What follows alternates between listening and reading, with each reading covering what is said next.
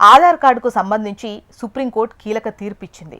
Aadhaar card అనేది భారత పౌరసత్వానికి proof document ఎట్టి పరిస్థితుల్లో కాదని స్పష్టం చేసింది.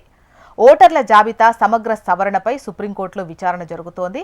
పశ్చిమ బెంగాల్, తమిళనాడు, కేరళలో ఓటర్ సవరణపై ఈసీ నిర్ణయాన్ని సవాల్ చేస్తూ సుప్రీంకోర్టులో పలు పిటిషన్స్ దాఖలయ్యాయి. ఈ పిటిషన్స్ను CJI justice Surya Kant, justice Joymalya Bagchi ధర్మాసనం విచారణ చేపట్టింది. ఈ సందర్భంగా ఆధార్ ఉన్నవారికి ఓటర్ కార్డు ఇచ్చేయాలా అంటూ మండిపడింది. కొంతమంది చొరబాటుదారులు ఆధార్ కార్డులు పొందడంపై ఆగ్రహం వ్యక్తం చేసిన ధర్మాసనం భారత పౌరులు కానివారు ఆధార్ పొందితే వారికి ఓటు హక్కు ఇస్తారా అంటూ మండిపడింది. పౌరసత్వానికి ఆధార్ అనేది ప్రూఫ్ కాదని సుప్రీంకోర్టు తేల్చి చెప్పింది.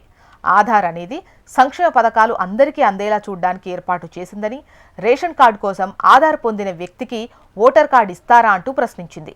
చొరబాటుదారులు ఇక్కడ కార్మికులుగా పనిచేస్తుంటే వారికి కూడా ఓటు కల్పిస్తారా అంటూ ధర్మాసనం తీవ్ర ఆగ్రహం వ్యక్తం చేసింది. ఈ సందర్భంగా డిసెంబర్ 1 లోపు దీనిపై సమాధానం ఇవ్వాలని ఈసీకి సుప్రీంకోర్టు డెడ్లైన్ విధించింది.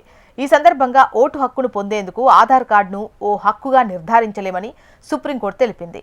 ఆధార్ కలిగి ఉన్న విదేశీయులను ఓటు వేయడానికి అనుమతించొచ్చా అంటూ పిటిషనర్స్ను ప్రశ్నించింది. అయితే పిటిషనర్ల తరపు న్యాయవాది కపిల్ సిబాల్ వాదనలు వినిపిస్తూ ఓటర్ల సవరణ ప్రక్రియ ఓటర్లపై రాజ్యాంగ విరుద్ధ భారాన్ని మోపుతోందని అన్నారు.